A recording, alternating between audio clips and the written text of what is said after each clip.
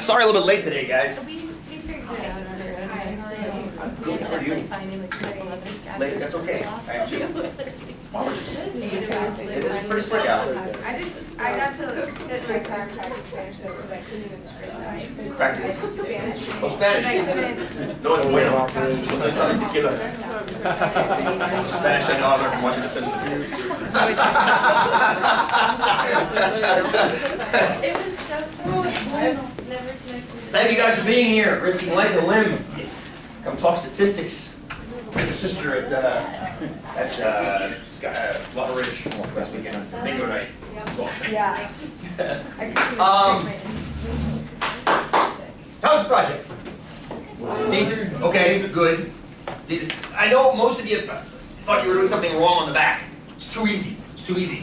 That is entirely the point. That is entirely the point. Now, I don't know how many of you read the completely optional and you don't have to look at these pages on the back. A couple of you did. A couple of you, oh damn, funny bone. So a couple of you did. Most of you did, and that's okay. That's why it's, how many of you saw the completely optional part and just put it away? Good for you! That's kind of the point.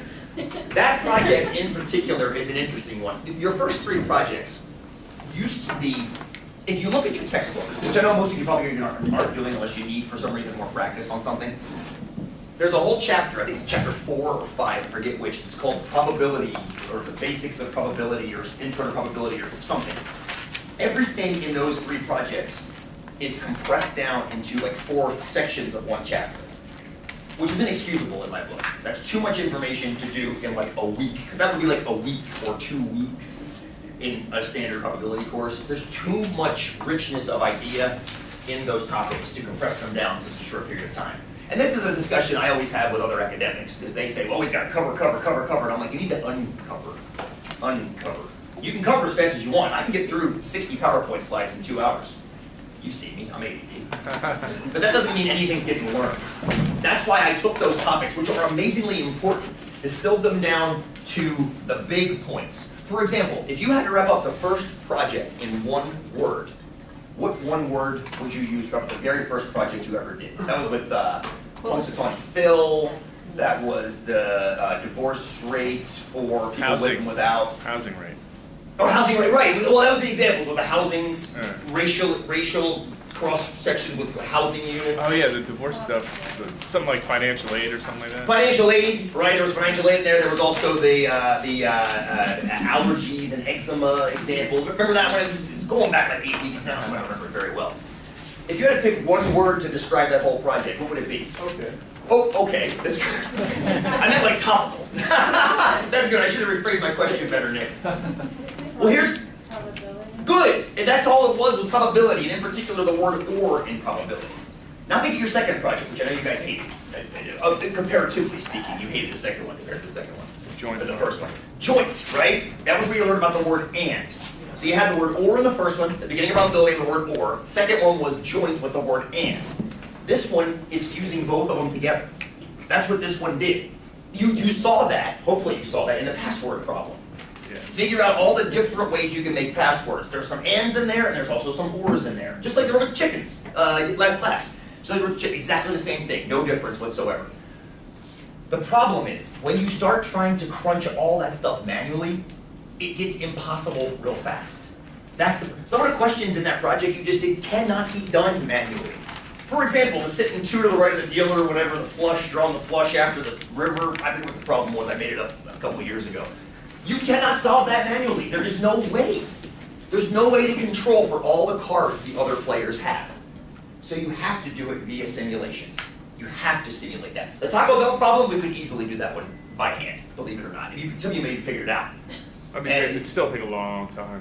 Taco Bell not as long as some of the other ones. The birthday problem that's back there, very, very long time. And not exactly the most intuitive. If I had a full 10-week class with you guys, I would happily dive into that stuff manually, happily.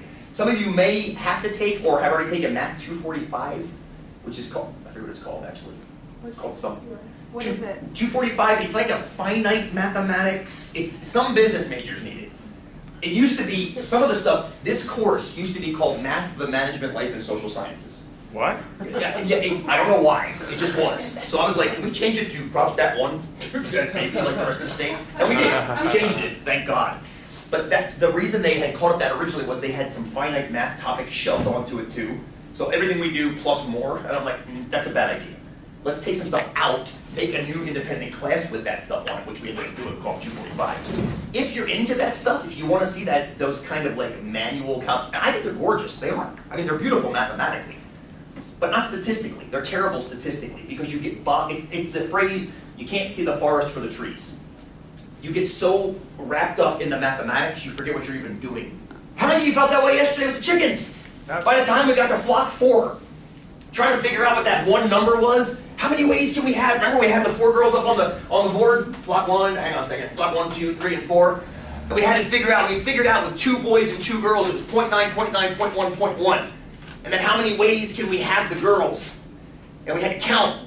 It was 6, exactly, Alex, it was 6. But imagine now your flock has 30 birds in it because you sell your eggs. Do you want to have 30 pictures up going like this? No, that's when you want that mathematical tool. The problem is, you need that mathematical tool for not only half the birds are girls, but also a third, also a 2/5, every arrangement of it. That's where the technology comes in. That's where it takes, I know you guys can do that. I also know we don't have the time to do it by hand all the time. That's the problem. Go ahead, Pat, you have something to say, go ahead. Because I want to talk about a tree, but I don't want to harsh agree, but I want to, No, go ahead, I know you please. got rules, No, About a tree. like a specific problem, like one of the problems Gotcha. was like the end bank problems, right? Yes. It was in a fraction form. Yes. Now, do we want to talk about orders of operation? You always have to talk order of operations. That's why I put that problem on there. I get you. That's division, brother. And if you've noticed anything in this class, we do it every day. Right. That's one of those things. Like I can let algebra go. I can let logarithms go really easily. You don't need them that much in here. I can't let division go. I just can't let division go. So that's why when you see something written like that, and here's the problem too, if you enter that into your calculator, you then have to group things properly. Right? You have to make sure you tell you it get the wrong answer. Well, you'll get an answer, it just won't be the right one. Right. And you can also figure out, logically, if you've got, I think you're thinking it was a 10 bang over 5 bang, 5 bang. Yeah. If you think about it, you can figure out how big 10 bang has to be. Right. Right? You know how big 10 bang has to be. You know then by dividing it by 2 5 bangs, it's going to have to get smaller. Yes. It has to, right? So if you do it wrong, it's either going to stay the same or get bigger. So that's where that number sense kind of kicks in, if that makes sense. If that makes sense. And I mean, it helps talking to people in the class too. That's what I want you to do! That's why I like to see that. Yes. Well, what's what we did. Well, good. I encourage that. I want you guys to talk to each other. That's why I don't give the in-class assessments. I want you to communicate with each other. You teach yourselves sometimes better than I can teach you. Please, Ariel. Just curious, does the TI have a bang function? It does, and I thought I footnoted it. Did I not? I thought I did. Yeah. Footnote. I'm one of those annoying dudes that use footnotes. The math button. Well, first of all, what number do you want to factorial? Pick a number. 5. 5. So type 5. So math. Math over to PRB. Remember that from 105? That menu we always used in And then it's 105. four. And then it's the there fourth it is. one. Okay. Yes. Exclamation point. There you go. Absolutely. I'm annoying. I still use footnotes. I'm old. Oh, my computer keeps cutting off the I noticed that. The printers keep cutting off my important little fun hints that I keep giving you guys. Yeah. So, Google though, it helps. and see, I love hearing that. That's why I want you guys to use all the resources at your disposal. Go Google. A quiz I just put up for next week. Gambler's Ruin. I mentioned it in class a couple times. I made a formal quiz for it, so you can kind of mathematically see why it's called the Gambler's Ruin, not just the Gambler's Interesting Problem. And the first thing says, go Google the Gambler's Ruin and give me a 1-sentence synopsis of what it is. That's the first thing you have to do. Because I personally think that's one of the most valuable research tools at your disposal, is being able to go find something online to augment something you've already done. Right when I said that my full-size brakes work, every Google search that I saw said they wouldn't.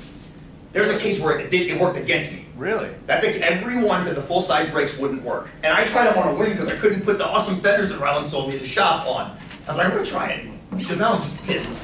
And my butt's wet again. And I put them on and I took them out for a test run. That's not how it works. So, but that's a case where I got the wrong information online, but it got me thinking about it. You guys aren't gonna get the wrong information about things like factorials or combinations or permutations or anything like that. So you were actually doing, in this chicken problem, you were doing the idea of a combination. That 6 that you guys got, that 6, 5, 6, that's also known as 4 choose 2. You have 4 things, you choose 2 of them, and another. So if you were to use your calculator to do that, I'm going to show you, you don't have to do this because it's not worth doing. If you type 4, choose, and I think I gave you instructions on this on your project too. 2, there's the number 6. But you see, I can teach you that.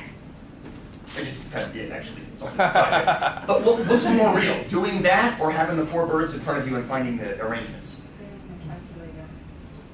That's more real? That's more efficient. More efficient. All right, but what's more real? What exactly? As soon as I said the birds, Alex was like, oh, it was 6. I guarantee if I showed you a bunch of these in class, she wouldn't have made that connection immediately back to it. And now, I'm not saying efficiency, yes. I wholeheartedly agree, Veronica, that's way more efficient. But that's why I gave you dist-fill yesterday. Because that not only does the coefficients, it also does the probabilities for you. Wow. Everything, that's the whole point. That's why. So I gave you the program, yes? Yeah. Let's fire it up. You got a question about 2 minutes ago. Your hand was up and it went down. No, it was about the factorial function. Oh, is it? It wasn't a question at It all. wasn't a question. It was a comment. Go ahead. Just that we have it. Oh, And just then- that when you have it. Oh, and then when you use it, you don't have to use parentheses in the order of operations. Not if it's a single number factorial. Yeah. Not if it's a single number factorial. I mean, if you have it grouped in other things, it gets pretty ridiculous, depending on what kind of problems you're doing. I've had to use it on a couple things for simulations for you guys, and sometimes you do have to group stuff, but it's all comes back to what has with order of operations. That still rules the day for us. But no, for just like a 5 bang, nah. Yeah. It's just 5 bang. It's like square root of 25. Square root 25 done. Done. You don't need parentheses, even though it gives it to you automatically. But see, with this, how about birds as opposed to like calculator? Mhm. It's nice to see because you got 4 birds there. But when Yes. but when you get like a giant 100,000. amount, That's the point. And Carly asked that question, if you remember, 2 days ago. Yeah. You asked that question. What if you have a population? I think you said 2 million, I believe is the number you used. I don't know. What if you have a population of 2 million? Well, first of all, if it gets that big, your TI is going to fart out anyway. It can't do 2 million, choose 1 million. It's too big a number. As a matter of fact, I don't know if we talked about this on your project. Your TI can only do factorials up to a certain number. It can't go above 70 bang, I think.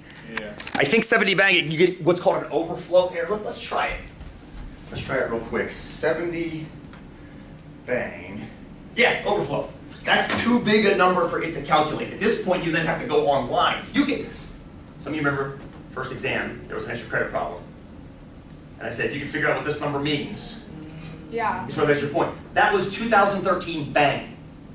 2013, the year 2013.